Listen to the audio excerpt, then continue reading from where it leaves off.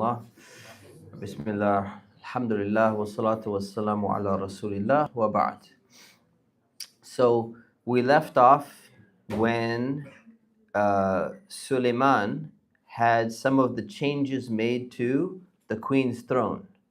And so now she's on his way to go make a peace treaty with Sulayman.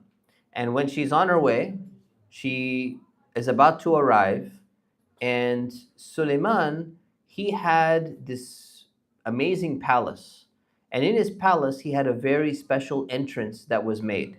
So when somebody walks into his palace, there was a thin layer of crystal glass, and underneath it, there was water. And so anyone who didn't know how it was built, like people had never seen anything like this before. This is thousands of years ago. And so whoever didn't understand how this was built, they're going to think that when they walk over it, they're going to be stepping into water because the glass is super clear and you can't tell that there's like a layer of glass on top. You just see the water.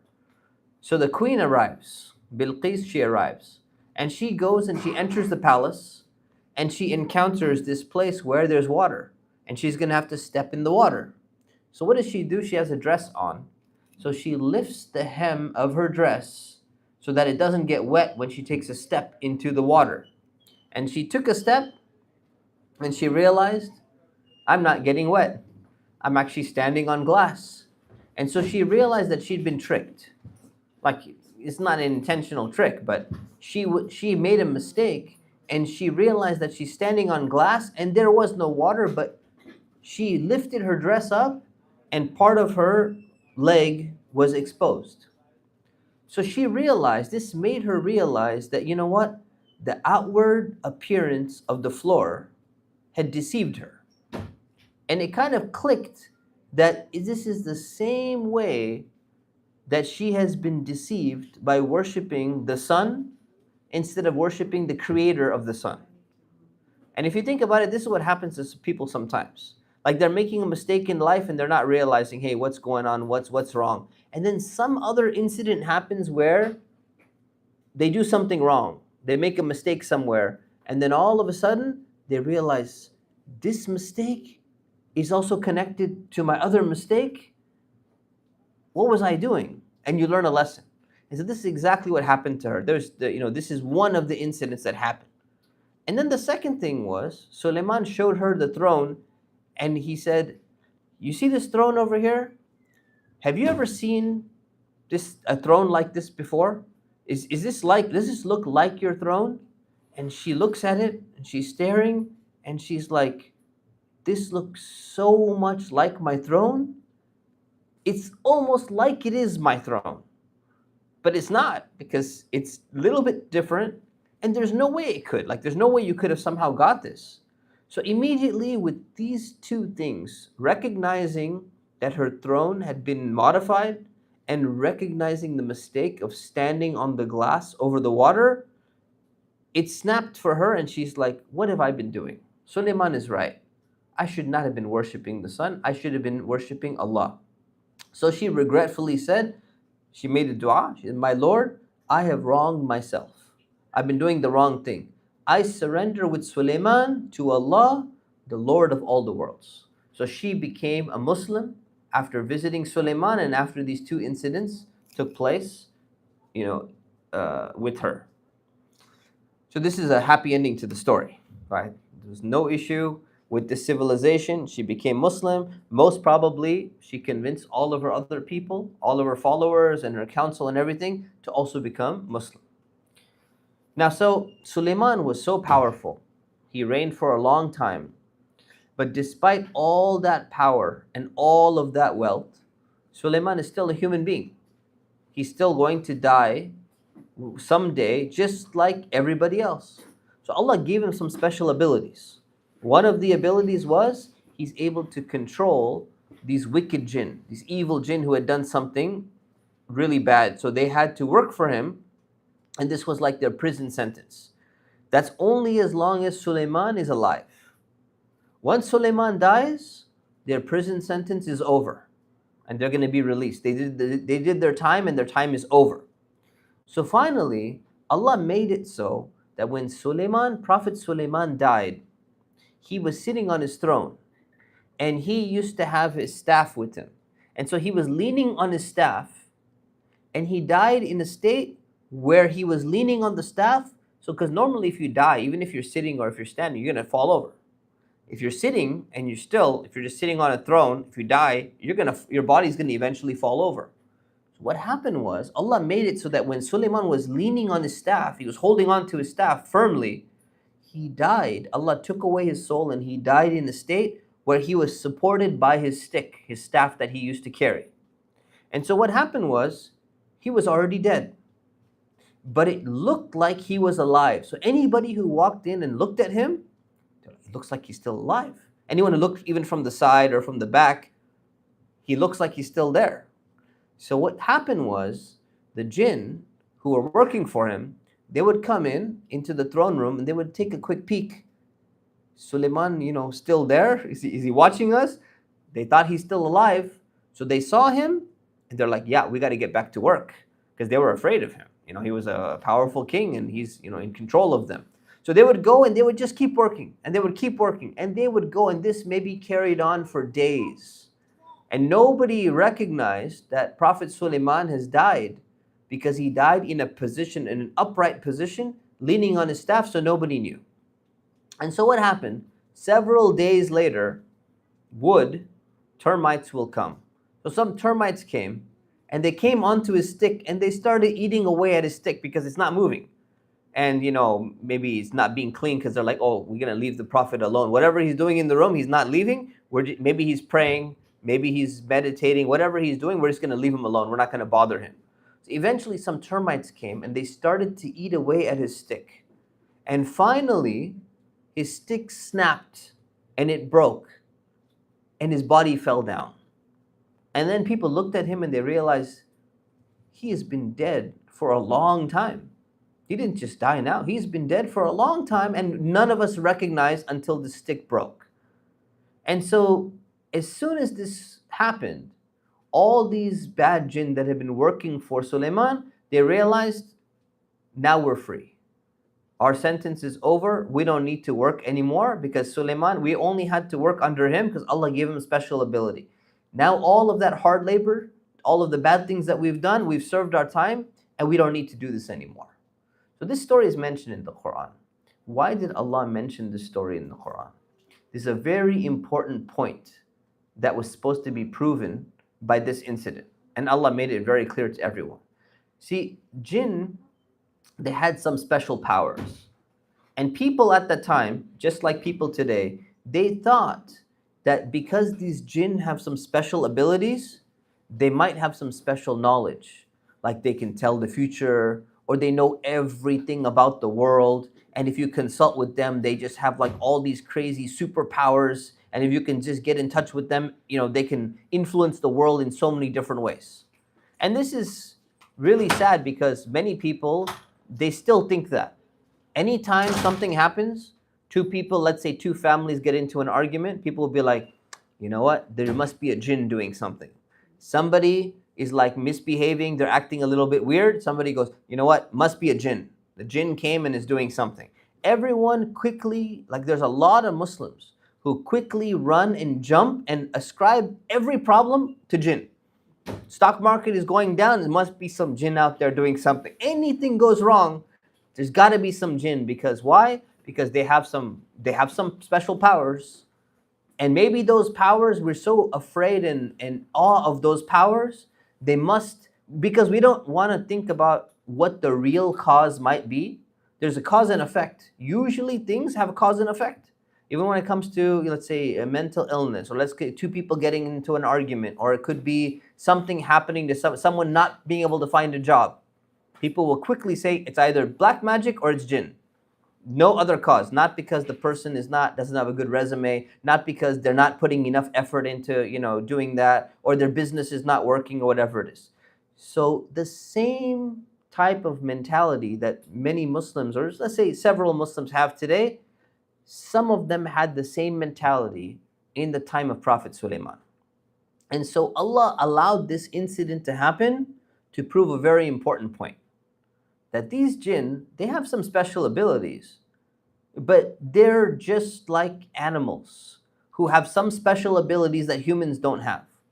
That doesn't mean they have any other special type of knowledge that only Allah has. Doesn't mean that they have superpowers and they can control everything and manipulate the whole world and all of that. It does not mean any of those things. So what this did was it showed that if these jinn had so many powers, they would have known that Prophet Sulayman was dead, and they would have liberated themselves, and they would have been like, we're not going to work. This proved that they didn't have that knowledge that people thought they have.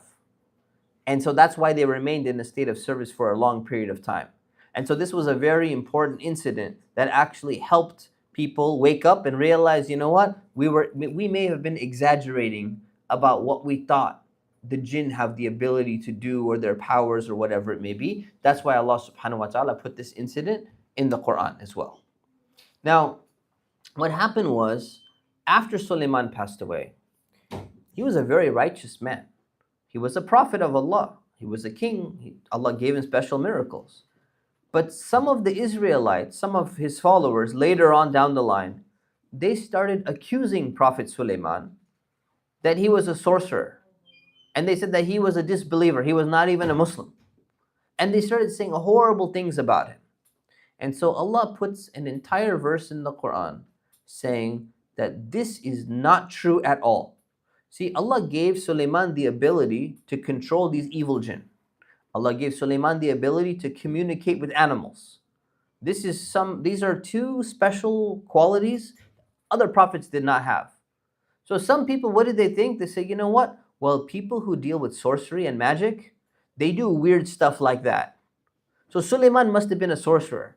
Sulayman must have been like black magician or something like that. He was not that. These were two miracles that he gave, and he did not fit the description of what those other people do and what they practice. So Allah subhanahu wa ta'ala removed this accusation from Sulayman and said, whoever said that about him, it is absolutely not true at all. Sulayman was not into any of those things. Other people who tried to figure some stuff out because, with jinn or whatever it may be, those people do that. Prophet Sulayman does not do any of those things. Okay? So that concludes the story of Prophet Sulayman. Any questions on that?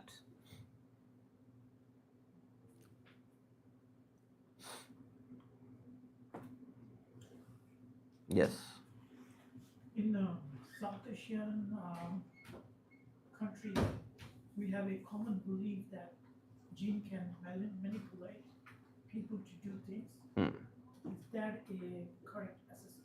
Okay, so this idea of whether jinn can manipulate people or control them and make them and force them to do other things, Islam doesn't say anything about it. So there's no verse that says this can happen. There's no hadith that says this can happen, where they can go inside someone or whatever it is. So we don't know 100% for sure. What we do know is that generally people are responsible for their actions, and Allah is going to hold them accountable. If they're not responsible for their actions, they get into a type of illness, a type of insanity or something like that, Allah is not going to hold them responsible for their actions. So could it be that this might be some type of mental illness or severe illness that results in a type of insanity where they're not responsible over, their actions? Maybe, maybe not. But what we do know is we should not be overly afraid. See, people get very afraid of things they don't understand. They say, you know what? Well, if you do this and you do this and you walk around at nighttime, and if you come to this area, a jinn's going to come inside of you and just control you and harm you, and all this bad stuff's going to happen to you. The same thing happens with humans. If you go to the wrong area of LA or even Orange County, right, at nighttime in the wrong place at the wrong time, you don't need any jinn there. You're going to have humans come there, and they're going to harm you. They're going to harm you in a very severe way. So the type of fear and paranoia that people have about supernatural and about jinn and what harm they can do, they think that that is somehow completely different than the harm that humans can do. But they're actually in the same category. Don't be in the wrong place at the wrong time in places where you shouldn't be, and you should not fear any excess harm and have like this paranoia, because humans can do the same thing. Someone can break into your home. You take precautions. You say, well, a jinn can break into my home. The probability is a lot less that a jinn's going to break into your home than a human, especially in America, is going to break into your home. It's a violent country. It's the way it is, right? So it's wrong to have that fear and paranoia that a lot of people have. In terms of, is there any basis for whether it could happen or not? We don't have any clear-cut Quran or Hadith about it, so we don't know. Okay. Yes. When Sulayman married Mustafa. Okay. So this is a story that a lot of people say. They say, did Suleiman marry Bilqis? We don't have any evidence that he married her. So maybe people made a whole novel about it, and they made movies and plays, and they said the same thing about Prophet Yusuf. Say Yusuf married Zulaykha and all of that stuff. I don't know why. She tempted him, and maybe she made Tawbah and whatever. But so people turned out all of these two things. They just needed a love story. And so they took Suleiman and Bilqis, and they took Yusuf and Zulaykha, and they turned them into love stories. Is there any authentic basis for it? No, we don't have any basis for it. Did it happen? Maybe. Allahu alam. Allah knows best, but we don't know if it really happened or not. Okay. Yeah. How did Prophet Sulayman pass away? So we covered that, inshallah, but you can check the video on that one, okay? All right. So let's move on to the next prophet. I don't have slides on it, but we'll cover it a little bit. So Zakariya and Yahya. All right. So Zakariya in English is Zakariya, and Yahya is John. So we're talking now 1,000 years, over 1,000 years after Prophet Musa and Harun. So we covered that story before. So over 1,000 years later, we don't know exactly how long, there were still people following the Torah. The Torah is the book that was given to Prophet Musa. And one of the people who was still following the Torah and was a Muslim and was an Israelite, his name was Imran. And Imran came from the family lineage of Prophet Harun. And he had a very righteous wife. So his wife was named Hannah. And in English, some people say it's Hannah, other people say it's Anne, the mother of Mary. They say it's Saint Anne. So it's Anne. It's either Anne or Hannah, or in Arabic it's Hannah. It's not mentioned in the Quran, so we don't know exactly what her name was. But her husband's name was Imran. And she was a very righteous woman. So she became pregnant. And she started making dua. She started praying to Allah, and she made a promise. She said, Allah, I promise that I'm going to dedicate this child to you. Now, what does it mean you're going to dedicate a child to Allah?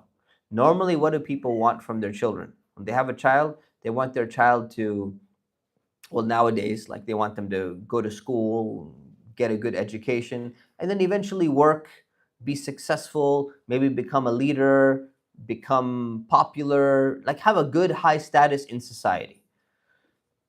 What this woman, what the mother of, what the wife of Imran is saying, she's saying, Allah, I'm gonna forget all of those things. I don't need any worldly success for my child. I want my child to completely serve you. And the way that's going to be done is that there used to be different temples where people would worship Allah. A temple is like a masjid, it's like a mosque. And so they would call them a temple, and there was one main temple. They're living in Jerusalem at this time. There was one main temple that was built by Prophet Sulayman in Jerusalem. So the main temple where people would pray, what they would do is they would take children and they would send them to the temple to serve the temple. So basically, they're like the custodian. So what are they going to do? They're going to study and become a scholar. They're going to clean.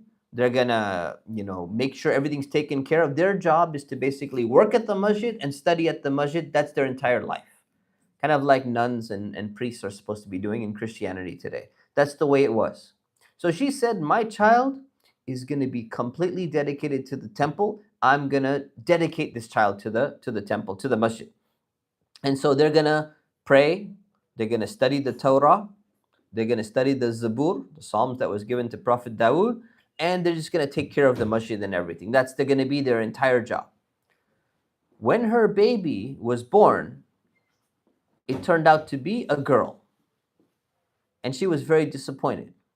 The reason why she was disappointed is because there's no girls living in the temple. Only boys were allowed to be in the temple. They thought it was not safe for girls to be there. So this girl is not going to be allowed to serve there. And she had a girl, and she said, I made this promise to Allah, and I was almost certain it's going to be a boy. It ended up being a girl. And so she's complaining, and she says, oh Allah, I wanted to do this, but now I can't, because it's a girl and she's not allowed to be in the temple. So Allah revealed to her, and Allah told her that this girl is special, and this girl is unique, and something great is going to happen to her in the future. So she was named Marium in Arabic. And in English, Marium is translated by 3 different names. It's either Mary, or Miriam, or Maria. Just different languages, even in English, they translate it different ways because it comes from different origins. So her name in Arabic was Mariam. So little Mariam grew up. And when she grew up, they asked to make an exception for her and let her into the temple because she's coming from a very important family. Remember, her father, Imran, is from the lineage of Prophet Harun. And so they're a very well-respected family.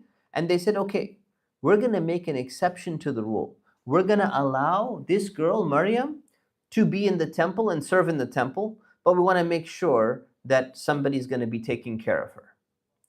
At this time, they had a prophet. There was another prophet that was sent, and that was Prophet Zakariya. Prophet Zakariya was the prophet after Sulayman that we've seen, and he's the prophet chosen by Allah at this time. And so because Mariam came from a very righteous family, and she's being allowed in the temple as an exception, they said, you know what? Somebody is going to be taking care of her, just to be on the safe side because she's a female. Let's have one of the people be in charge and make sure that they're watching over her, and someone has a responsibility to watch over her. Now, there's a lot of people in the temple who are scholars, and they're they're leaders, they lead the prayers, all of that stuff. Zakariya is one of the people there, but there's many others. And they, you can say that these were like rabbis at the time, but these are Muslims, okay? They're the knowledgeable people. But some of these people, even though they have a lot of Islamic knowledge, their heart is not clean. Some of them have become corrupt. So outwardly, they may seem like they got a lot of knowledge and they study a lot and they give good lectures and everything, but inwardly, there's something wrong with them. The sincerity was lacking, or they were very greedy, or they were just kind of focusing on themselves. They had different intentions. So people started disputing. They started competing with each other. They said, I want to be the one to take care of Mariam. Somebody said, no, I should be the one. I've been in the temple for so long. I've been serving this long. I should be taking care of her. Other people said, well, I'm the eldest, so I should be taking. Everyone wanted to take care of Mariam because it was an honor to be able to be the one to be taking care of her because she comes from such a noble family. So they said, hey, we need to figure this out because only one person can be responsible for taking care of her. You can't alternate it. You can't say, oh, well, you do 1 week and then I do 1 week. Let's make a compromise. That kind of compromise doesn't work because you need to get to know the person. You need to build a connection with them. You're basically like their guardian while she's living in the temple away from her parents.